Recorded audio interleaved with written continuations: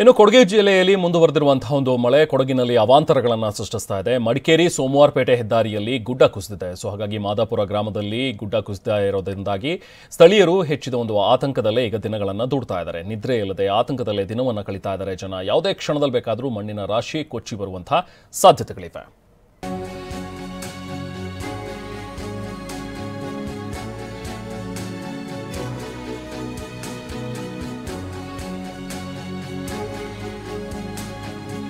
ಮಾದಾಪುರ ಗ್ರಾಮದಲ್ಲಿ ಗುಡ್ಡ ಕುಸಿತಾ ಇರುವಂಥದ್ದು. ಇದರಿಂದಾಗಿ ಜನ ಈಗ ಸಂಕಷ್ಟದಲ್ಲಿ ದಿನಗಳನ್ನು ದೂಡ್ತಾ ಇದ್ದಾರೆ. ಆತಂಕ ಕೂಡ ಹೆಚ್ಚಾಗಿದೆ. ಯಾವುದೇ ಕ್ಷಣದಲ್ಲಿ ಬೇಕಾದರೂ ಈ ಗುಡ್ಡ ಕುಸಿದು ಈಗಾಗಲೇ ಆಗಿರುವಂತಹ ಒಂದು ದುರಂತ. ಸೊ ಅದರಲ್ಲ ಈಗಾಗಲೇ 12 ಮೃತದೇಹಗಳನ್ನು ಹೊರತೆಗೆದ್ರು. ಇನ್ನೂ ಕೂಡ ಒಂದು 3 ಜನರಿಗೋಸ್ಕರ ಹುಡುಕಾಟ ನಡೆದೇ ಇದೆ. ಇನ್ನೂ ಅವ್ರ ಬಗ್ಗೆ ಯಾವುದೇ ರೀತಿ ಸುಳಿವು ಕೂಡ ಸಿಕ್ಕಿಲ್ಲ.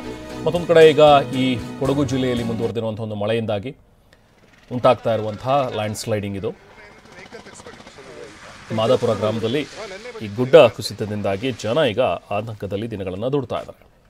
ಸದ್ಯಕ್ಕೆ ದೃಶ್ಯಗಳಲ್ಲಿ ನೋಡೋ ಹಾಗೆ ಕೆಲವೊಂದಷ್ಟು ವಾಹನಗಳ ಮೇಲೆ ಬಿದ್ದಿರುವಂತಹ ಈ ಕಂಬಗಳು ಮತ್ತು ಇನ್ನೊಂದಷ್ಟು ಈ ಗುಡ್ಡ ಕುಸಿದು ಬೀಳ್ತಾ ಇರುವಂಥದ್ದು ಇದೆಲ್ಲ ನೋಡ್ತಾ ಇದ್ದಾರೆ ಜನ. ಬಟ್ ಅಲ್ಲೇ ಅಕ್ಕಪಕ್ಕದಲ್ಲಿರುವಂಥ ಒಂದು ಮನೆಗಳಿಗೆ ಸಹಜವಾಗಿ ಗಾಬರಿ ಇದ್ದೇ ಇದೆ. ಯಾಕಂದರೆ ಇದು ಯಾವುದೇ ಕ್ಷಣದ ಬೇಕಾದರೂ ಮನೆ ಮೇಲೂ ಕೂಡ ಬೀಳಬಹುದು.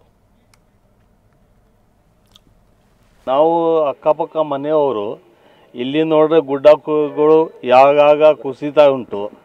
ಏನಾದ್ರು ಒಂದು ಕರ್ಮ ತಗೋಬೇಕು.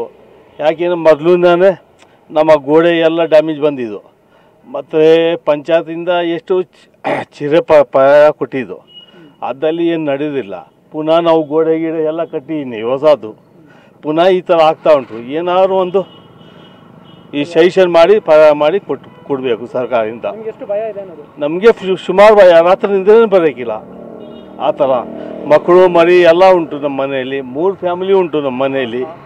3 ಫ್ಯಾಮಿಲಿಗೇನೆ ಫುಲ್ ಭಯ.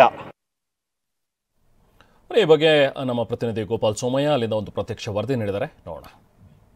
ಜಿಲ್ಲೆಯಲ್ಲಿ ಕಳೆದ 8 ದಿನಗಳಿಂದ ಮಳೆ ಅವಾಂತರಗಳು ಮುಂದುವರಿತಾನೆ ಇದೆ. ಅದರಲ್ಲೂ 2018 ಮತ್ತು 19ರಲ್ಲಿ ಏನು ಮಹಾಪ್ರಳಯ ಸಂಭವಿಸಿತ್ತು, ಭೂಕುಸಿತಗಳು ಆಗಿತ್ತು, ಅಂತಹ ಒಂದು ಘಟನೆಯನ್ನು ಮರುಕಳಿಸುವಂತಹ ಒಂದು ನಿದರ್ಶನ ಇಲ್ಲಿ ಕಂಡು ಬಂದಿದೆ. ಇದು ಮಡಿಕೇರಿ ಸೋಮವಾರಪೇಟೆ ರಾಜ್ಯ ಹೆದ್ದಾರಿಯ ಮಾದಾಪುರ ಎಂಬ ಗ್ರಾಮ.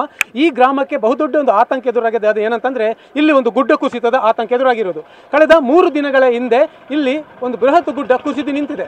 ಈ ಗುಡ್ಡ ಸುಮಾರು 10 ಅಡಿಯಷ್ಟು ಕೆಳಗೆ ಕುಸಿದಿರೋದನ್ನು ನಾವು ಇಲ್ಲಿ ನೋಡಬಹುದು. ಅಂದರೆ ಅಲ್ಲಿ ಆ ಮೇಲ್ಭಾಗದಿಂದ ಇದು 2018ರಲ್ಲಿ ದೊಡ್ಡ ಪ್ರಮಾಣದಲ್ಲಿ ಭೂಕುಸಿದಾಗಿ ಇಡೀ ರಸ್ತೆ ಕೂಡ ಇಲ್ಲಿ ಬ್ಲಾಕ್ ಆಗಿತ್ತು. ಬಹಳಷ್ಟು ಮನೆಗಳಿಗೂ ಕೂಡ ಇಲ್ಲಿ ಹಾನಿಯಾಗಿತ್ತು.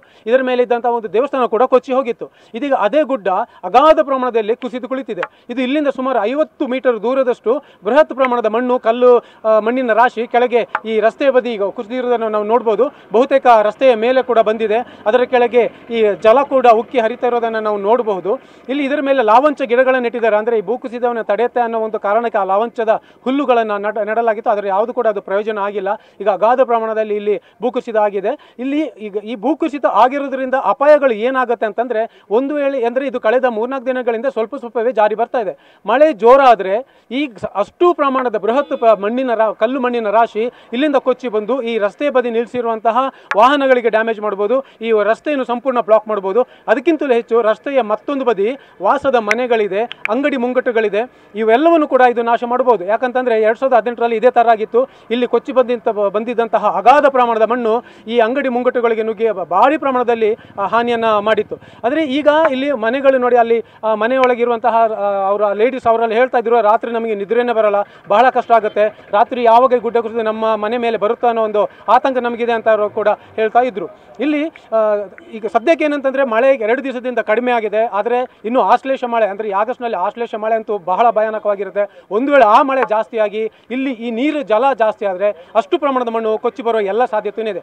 ಆದ್ದರಿಂದ ಸಂಬಂಧಪಟ್ಟ ಅಧಿಕಾರಿಗಳು ಅಥವಾ ಸಂಬಂಧಪಟ್ಟ ಇಲಾಖೆ ಇಲ್ಲಿ ಬಂದು ಆ ಅನಾಹುತ ಸಂಭವಿಸುವ ಮೊದಲೇ ಎಚ್ಚೆತ್ತುಕೊಂಡು ಮಾಡಬೇಕಾದ ಮುಂಜಾಗ್ರತಾ ಕ್ರಮಗಳನ್ನು ಕೈಗೊಳ್ಳಬೇಕಾಗುತ್ತೆ. ಕ್ಯಾಮರಾಮನ್ ನವೀನ್ ಜೊತೆ ಗೋಪಾಲ್ ಸೋಮಯ್ಯ, TV9 ಕೊಡಗು.